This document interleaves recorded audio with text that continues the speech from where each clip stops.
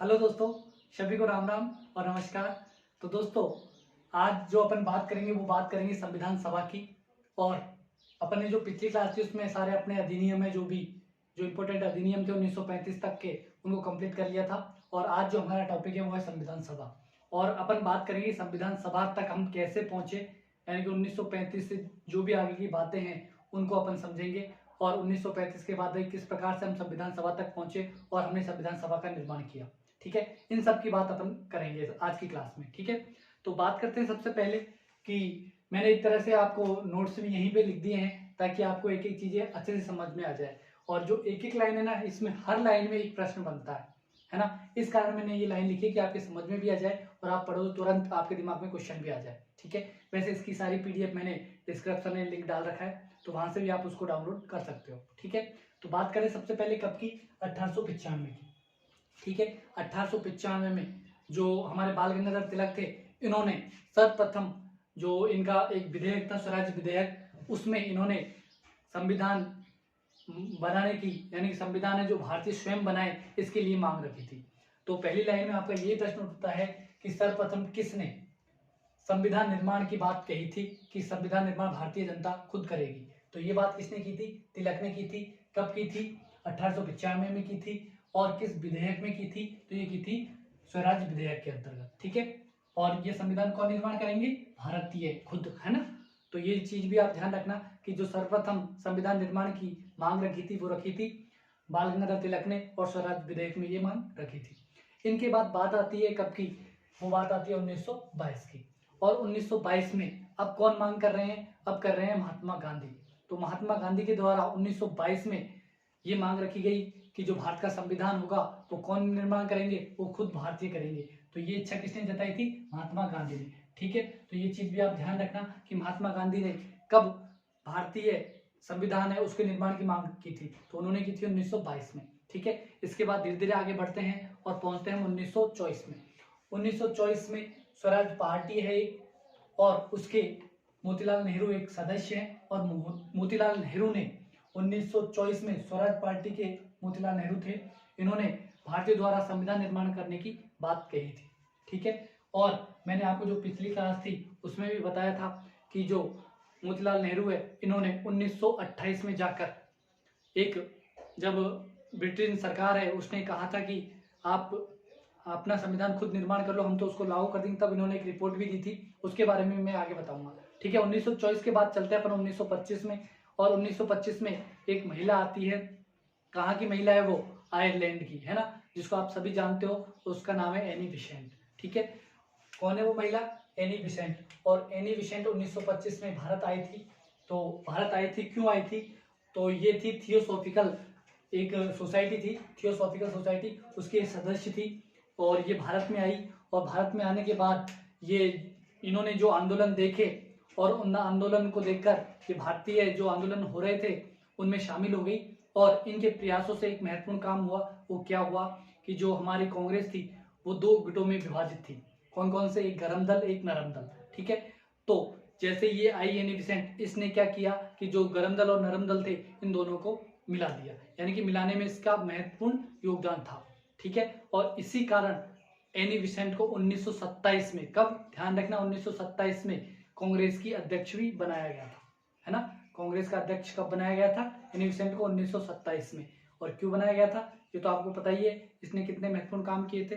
ठीक है, 1927 में इसको अपना अध्यक्ष बनाया कांग्रेस ने, और ये पहली महिला कांग्रेस की अध्यक्ष थी। ठीक है, ये काफी इंपॉर्टेंट प्रश्न है कि अगर आपसे एग्जाम में प्रश्न पूछा जाए कि पहली महिला कांग्रेस अध्यक्ष कौन थी, तो वो थी एनी बिसेंट। ठीक है, और इसने क्या किया? इसने कॉमनवेल्थ इंडिया बिल था एक, है ना, ये पेश किया था, और इसमें क्या किया? संविधान निर्माण की मांग की। ठीक है, तो आपसे ये भी प्रश्न पूछा जा सकता है कि कौन ऐसी विदेशी महिला थी जिसने भारतीय संविधान के निर्माण की मांग की थी? तो वो थी एनी बिसेंट। ठीक है, तो आपकी एक एक चीज अच्छे से समझ में आनी चाहिए, क्योंकि यहाँ से हर लाइन में एक एक प्रश्न है। ठीक है, आगे बढ़ते हैं। बात आती है 1928 की। कब की? 1928 की। और मैंने आपको अभी बताया था 1928 में जो मोतीलाल नेहरू है उनने भारतीय संविधान निर्माण करने के लिए एक रिपोर्ट दी थी। और इस रिपोर्ट से ये अपन कहते हैं कि भारतीयों ने पहली बार संविधान निर्माण करने का प्रयास किया। क्या किया, संविधान निर्माण करने का प्रयास किया। तो आपसे अगर प्रश्न पूछा जाए कि सर्वप्रथम किसने संविधान निर्माण करने का प्रयास किया था, तो वो किया था मोतीलाल नेहरू ने, है ना। तो ये चीज भी आप ध्यान रखना। और बात आती है 1934 की। अब 1934 में कौन है, साम्यवादी पार्टी। कौन, साम्यवादी पार्टी। इसने क्या किया, तो साम्यवादी पार्टी के एक सदस्य हैं एम.एन. रॉय, और एम.एन. रॉय ने, इनका पूरा नाम है मानवेंद्र, है ना, तो ध्यान रखना, मानवेंद्र नारायण राय थे। इन्होंने भारतीयों द्वारा संविधान निर्माण हेतु संविधान सभा के गठन की मांग की। ध्यान रखना, अब तक किसकी मांग कर रहे थे, संविधान निर्माण की, लेकिन इन्होंने पहली बार किसकी मांग रखी, संविधान सभा की। ठीक है, तो ये चीज ध्यान रखना, पहली बार संविधान सभा की मांग रखने वाले कौन थे, तो वो थे कौन, एम.एन. रॉय। ठीक है, इस चीज को भी ध्यान रखना कि एम.एन. रॉय ने सर्वप्रथम 1934 में भारतीय संविधान निर्माण हेतु संविधान सभा की गठन की मांग की थी। ठीक है, अब जब संविधान सभा की मांग कर रहा है कोई प्रथम व्यक्ति, तो अपन समझेंगे इस चीज को क्या कहेंगे कि संविधान सभा का विचार प्रतिपादक किसने किया, ये किया एम.एन. रॉय ने। तो अपन कहते हैं कि संविधान सभा का विचार का प्रतिपादक करने वाले कौन थे, तो वो थे एम.एन. रॉय। ठीक है, तो आपसे यहाँ से भी प्रश्न पूछा जा सकता है कि संविधान सभा का विचार सर्वप्रथम किसने दिया था, तो संविधान सभा का विचार किसने दिया था, एम.एन. रॉय ने। ठीक है, अब आगे बढ़ते हैं और बात करते हैं 1936 की। कब, 1936 की। सबने अपनी अपनी मांग रख दी थी। अब बारी किसकी थी, अब बारी थी कांग्रेस की, और कांग्रेस का अधिवेशन चल रहा था 1936 में, कहाँ पर, फैजपुर में। कौन सा अधिवेशन, फैजपुर अधिवेशन 1934। ठीक है, उसमें वो अध्यक्ष होते हैं कौन, जवाहरलाल नेहरू, है ना। उस अधिवेशन के अध्यक्ष थे जवाहरलाल नेहरू, और जवाहरलाल नेहरू ने, पंडित जवाहरलाल नेहरू ने क्या किया, पहली बार कांग्रेस की तरफ से मांग की, किसकी, संविधान सभा की। ठीक है, संविधान निर्माण की बात नहीं करे वो, अब किसकी मांग करे, डायरेक्ट संविधान सभा की। तो संविधान सभा का कांग्रेस का कौन सा सदस्य जिसने सर्वप्रथम मांग की, तो वो थे जवाहरलाल नेहरू, और किस अधिवेशन में, फैजपुर अधिवेशन में। ठीक है, तो ये चीज भी ध्यान रखना, फैजपुर अधिवेशन में जवाहरलाल नेहरू ने संविधान सभा के गठन की मांग रखी थी। ठीक है, अब 1937 में प्रांतीय चुनाव होते हैं, तो उस साल कांग्रेस का अधिवेशन नहीं होता है, और अधिवेशन होता है कब, 1938 में जाकर। कब होता है, 1938 में जाकर, और कहाँ पर होता है, हरिपुरा में। कहाँ पर, हरिपुरा अधिवेशन में। अब यहाँ पर अध्यक्षता कर रहे हैं कौन, सुभाष चंद्र बोस। ठीक है, तो ध्यान रखना 1938 का जो हरिपुरा अधिवेशन था, इसमें सुभाष चंद्र बोस अध्यक्ष थे। ठीक है, सुभाष चंद्र बोस अध्यक्ष थे, और इन्होंने सुभाष चंद्र बोस ने क्या किया, इन्होंने कुछ नहीं किया तो किसने, वही पंडित जवाहरलाल नेहरू ने। इस बार फिर पंडित जवाहरलाल नेहरू खड़े हो गए, और इन्होंने इस बार क्या किया, पहले तो 1934 में क्या मांग की थी कि संविधान सभा का निर्माण करेंगे, और इन्होंने अब थोड़ा सा और उसी में जोड़ दिया, क्या जोड़ दिया कि वयस्क मताधिकार के आधार पर, किसके आधार पर, वयस्क मताधिकार के आधार पर हम क्या करेंगे, संविधान सभा का निर्माण करेंगे। ठीक है, तो ये चीज ध्यान रखना, वयस्क मताधिकार के आधार पर संविधान सभा का गठन करने की मांग किसने रखी थी, तो ये रखी थी पंडित जवाहरलाल नेहरू ने। कब रखी थी, 1938 के हरिपुरा अधिवेशन में। ठीक है, अब बात आती है कब की, आपको ध्यान होगा 1939 में क्या होता है, द्वितीय विश्व युद्ध। ठीक है, होता है द्वितीय विश्व युद्ध, और किन किन के मध्य होता है, धुरी राष्ट्र और मित्र राष्ट्रों के मध्य, और मित्र राष्ट्रों में कौन है, ब्रिटेन, और ब्रिटेन के 26 देश और हैं, ब्रिटेन के साथी मतलब ये मित्र देश थे, तो इनके मध्य और धुरी राष्ट्रों के मध्य द्वितीय विश्व युद्ध होता है। और द्वितीय विश्व युद्ध होता है तो क्या करती है ब्रिटेन भारतीयों को भी उसमें शामिल कर लेती है, जबकि भारत का कोई मतलब ही नहीं था, फिर भी भारतीयों को शामिल कर लिया जाता है। तो इसका विरोध करते हैं कौन, जो हमारे महात्मा गांधी है वो, जवाहरलाल नेहरू है वो, यानी कि कांग्रेस उसका विरोध करती है अच्छे से। और कौन सा आंदोलन करेंगे, तो आंदोलन करेंगे भारत छोड़ो आंदोलन। कब करेंगे, 1942 में। ठीक है, तो ध्यान रखना कि 1942 में भारत ने कौन सा आंदोलन किया था, तो वो किया था भारत छोड़ो आंदोलन। इसका कारण क्या था आंदोलन करने का, तो आप समझना कि क्या करते हैं कि भारतीयों को शामिल करते हैं, और भारतीय जब विरोध करते हैं तो उनको क्या कोई ना कोई लालच तो देंगे, तो वो क्या कह देते हैं कि ऐसे करते हैं हम आपको, जैसे ही द्वितीय विश्व युद्ध समाप्त होगा तो उसके बाद हम क्या करेंगे, आपको संविधान निर्माण करने के लिए आज़ादी दे देंगे, यानी कि आप अपना जो संविधान है वो निर्माण कर सकते हो। ये बात किसने की, ये ब्रिटेन ने की। क्योंकि वो भारतीयों को शामिल करना चाह रहे थे कि अभी तो आप क्या करो, हमारे जो हेल्प करो द्वितीय विश्व युद्ध में, हम फिर आपको संविधान निर्माण की आदेश दे देंगे। ये बात किसने की थी, ये बात की थी जो अगस्त प्रस्ताव लेकर आए थे, कौन, ये लेकर आए थे लॉर्ड, एक मिनट, 1940 है, 1940 में अगस्त प्रस्ताव लाया गया था, और ये लेकर आए थे कौन, लॉर्ड दिख रहा है क्या? यहाँ लिख देता हूँ मैं। 1940 में अगस्त प्रस्ताव आया था, अगस्त प्रस्ताव, और ये लेकर आए थे कौन? ये लेकर आए थे लॉर्ड लिनलिथो। कौन लेकर आए थे? लॉर्ड लिनलिथो। ठीक है, तो ध्यान रखना, लॉर्ड लिनलिथो अगस्त प्रस्ताव लेकर आते हैं और कहते हैं कि हम आपको जो संविधान निर्माण है उसकी स्वीकृति दे देंगे। यानी कि जो लॉर्ड लिनलिथो लेकर आए थे अगस्त प्रस्ताव, और 1942 में क्रिप्स प्रस्ताव भी आया था। इन दोनों के माध्यम से कहा गया कि संविधान निर्माण है वो आप खुद कर लेना, लेकिन कब करना कि जब द्वितीय विश्व युद्ध समाप्त हो जाए तब। अब आप ध्यान देना कि अभी तो द्वितीय विश्व युद्ध चल रहा है, पता नहीं कब खत्म होगा, और उन्होंने घोषणा कर दी। किसी को पता थोड़ी था कि भाई कब समाप्त हो जाएगा, है ना। तो हमारे जो पंडित जवाहरलाल नेहरू और महात्मा गांधी है, उन्होंने 2 स्टेटमेंट दिए थे, दोनों ने अलग अलग। तो जो महात्मा गांधी ने स्टेटमेंट दिया था वो तो उसको क्या कहा था, इस प्रस्ताव को, जो क्रिप्स प्रस्ताव था जो लेकर आए थे कि भारतीयों को हम क्या करेंगे, संविधान निर्माण की आज्ञा दे देंगे। तो ये इसको क्या कहा, उत्तर तिथि चेक। अब समझना उत्तर तिथि चेक क्यों कहा, है ना। तो ध्यान देना, उत्तर तिथि चेक को मैं अच्छे से समझाता हूँ आपको कि उत्तर तिथि चेक उन्होंने क्यों कहा था। उत्तर तिथि चेक को अपन इसका अर्थ समझे तो एक तरह से कह सकते हैं बिना तिथि वाला चेक। ठीक है, तो आप समझ सकते हो जब जिसमें कोई तिथि नहीं है वो चेक किस काम का है, क्या किस काम का है, मतलब पता है ही नहीं अभी और चेक काट दिया। ठीक है, तो समझना इस चीज को। उत्तर तिथि चेक का मतलब होता है क्या, बिना डेट का चेक, है ना। तो उत्तर तिथि चेक किसने कहा, ये कहा था गांधी ने। ठीक है, गांधी ने क्या कहा था, उत्तर तिथि चेक, जिसका अपन अर्थ हिंदी में समझे एक तरह से तो बिना डेट वाला चेक। कैसा चेक, बिना डेट वाला चेक। ठीक है, अब ध्यान देना, थोड़ा सा समझना कि विश्व युद्ध चल रहा था और क्या हुआ कि जो ध्रुवीय राष्ट्र थे, इन्होंने जो मित्र राष्ट्र थे इन पर काफी ज्यादा एक तरह से कह सकते हैं हमला कर दिया, उनको मतलब परास्त करने की नौबत भी आ गई थी एक बार तो। और जो मित्र राष्ट्र थे ये पीछे हटने लग गए थे, है ना। तो पीछे हटने लग गए थे, एक तरह से कह सकते हैं कि हालत बहुत ही गंभीर थी मित्र राष्ट्रों की।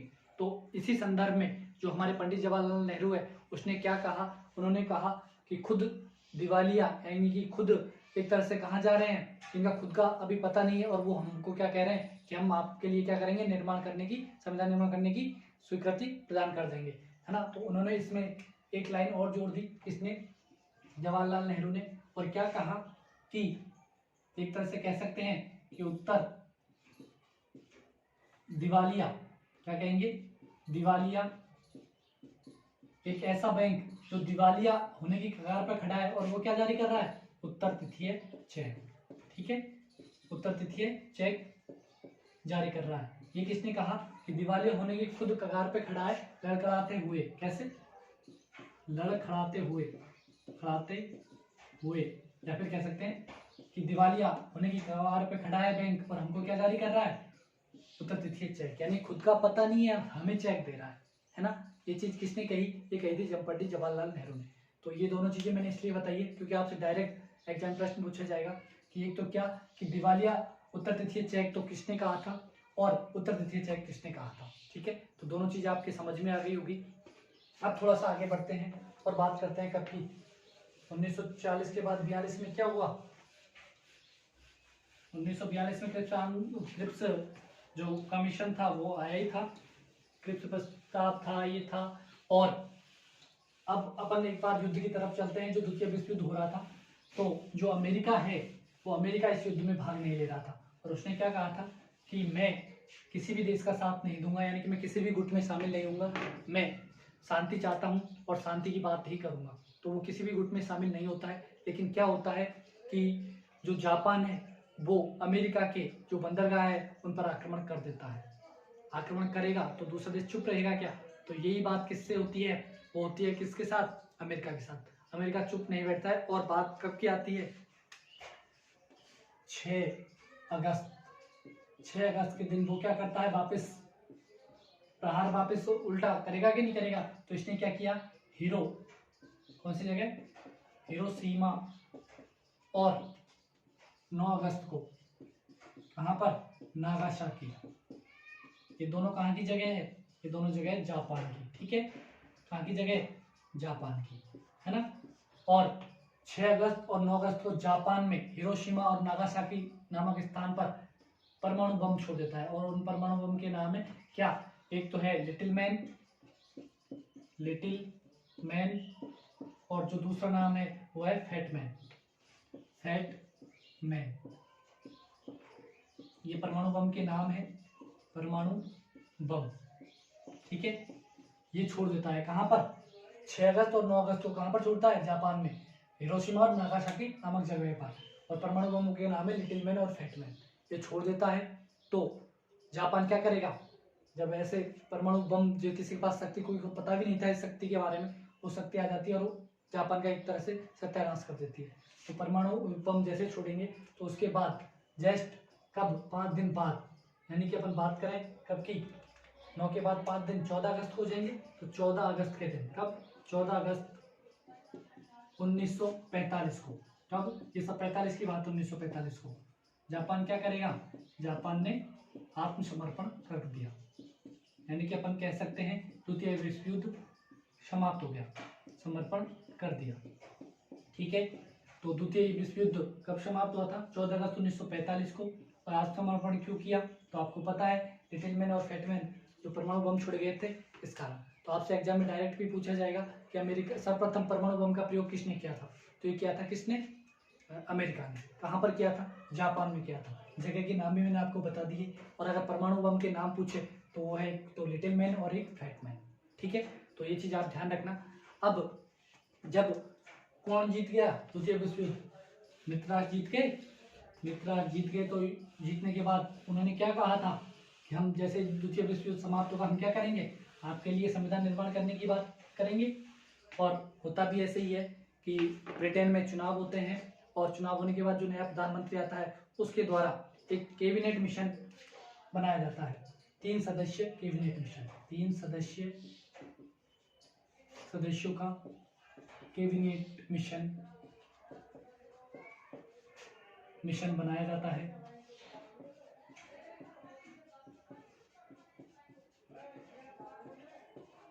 और कैबिनेट मिशन में कौन कौन होते हैं? एक तो सर पैट्रिक लॉरेंस, जो कि इस मिशन के क्या होते हैं? अध्यक्ष। एक होते हैं कौन? एबी अलेक्जेंडर, पहन लेता हूं दूसरा, एबी अलेक्जेंडर। और एक थे सर क्रिप्स, स्टेफोर्ड क्रिप्स, ठीक है। इन 3 सदस्यों का एक कैबिनेट मिशन बनाया जाता है और बनाने के बाद इसको कहाँ भेजा जाता है? भारत में। और ये भारत में आता है कब? 1946 में। कब आता है? 1946 में भारत आता है, ठीक है। तो ध्यान रखना, आपसे प्रश्न पूछा जाएगा कि जो कैबिनेट मिशन था इसमें कितने सदस्य थे? तो कितने सदस्य थे? 3 सदस्य थे। कौन कौन? Stafford Cripps, sir Patrick Lawrence और एबी अलेक्जेंडर, ठीक है। और सर पैट्रिक लॉरेंस इसके अध्यक्ष थे। और आपसे प्रश्न पूछा जाएगा जो कैबिनेट मिशन था वो भारत कब आया? तो भारत आया था 1946 में। और इसने 1946 में रिपोर्ट जारी की। और रिपोर्ट किसको दी? ब्रिटेन सरकार को। और क्या कहा कि ध्यान देना, 1946 में कैबिनेट मिशन ने भारतीयों को संविधान निर्माण हेतु संविधान सभा, किसका? संविधान सभा का गठन करने की स्वीकृति प्रदान कर दी। तो आपसे प्रश्न पूछा जाएगा कि संविधान सभा का निर्माण करने की स्वीकृति किसके द्वारा प्रदान की गई, या फिर आपसे प्रश्न पूछा जाएगा कि संविधान सभा का निर्माण किसके आदेश पर हुआ। तो ये हुआ था कैबिनेट मिशन के आदेश पर या फिर कैबिनेट मिशन की सिफारिश पर, है ना। तो आपसे पूछा जाएगा कि संविधान सभा का निर्माण किस मिशन की सिफारिश पर हो गया, तो किस मिशन की सिफारिश पर हुआ था, तो कैबिनेट मिशन की सिफारिश पर। और कब घोषणा की गई, तो ये की गई थी 1946 में। ठीक है, तो ध्यान रखना। अब क्या होगा, संविधान सभा का गठन किया जाएगा। तो जो अपनी नेक्स्ट क्लास होगी उसमें अपन पढ़ेंगे कि कितने संविधान सभा में सदस्य थे, कौन कहाँ से क्या था, इन सब की बात करेंगे अपन नेक्स्ट क्लास में। तो दोस्तों, आपको ये क्लास हमारी कैसी लगी? अगर आपको अच्छी लगी हो तो आप अपने दोस्तों के साथ भी इसको शेयर जरूर करना, क्योंकि आप शेयर करोगे तो हो सकता है कि दूसरे को थोड़ी मदद मिल जाए। और हमारा यही है कि जो मतलब पैसे दे के पढ़ते हैं और वो उनके पास पैसा नहीं है, तो आप क्या करो, आप यहाँ से भी पढ़ सकते हो। और मैं वादा करता हूँ आपसे कि ना आपका एक भी प्रश्न, यानी कि कह सकते हो 100 में से 99% मैं कोशिश करूंगा कि जो भी आपके एग्जाम है उसमें प्रश्न बाहर ना जाए, है ना। और अगर आप कहोगे तो मैं यहाँ से जो भी इंपॉर्टेंट क्वेश्चन भी बनते हैं उनके लिए भी अलग से वीडियो लेकर आ जाऊंगा, ठीक है। लेकिन आप पढ़ना जरूर, आपके लिए बहुत इंपॉर्टेंट है। और मैं कोशिश यही करता हूँ कि मैं जितना भी दूंगा आपको वो अच्छा ही कंटेंट ला कर दूँ, ताकि एग्जाम में आपको मदद मिल सके। पर आप एक बार पूरी वीडियो जरूर देखना। अगर सारी वीडियो आप देखोगे तो रियल में आपको समझ में आएगा कि क्या आपको फ्री में इतना सब कुछ मिल सकता है क्या, कभी कोई इतना फ्री में देता है क्या। तो ध्यान रखना, एक बार पढ़ना, और अगर अच्छी लगे तो इस वीडियो को शेयर जरूर कर देना। इतना सा मैं आपसे चाहता हूँ कि एक बार इस वीडियो को शेयर जरूर करना। और अगर जिन्होंने अभी तक चैनल को सब्सक्राइब नहीं किया है तो प्लीज़ एक बार हमारे चैनल को सब्सक्राइब जरूर कर लेना। तो मिलते हैं नेक्स्ट क्लास में, तब तक के लिए धन्यवाद।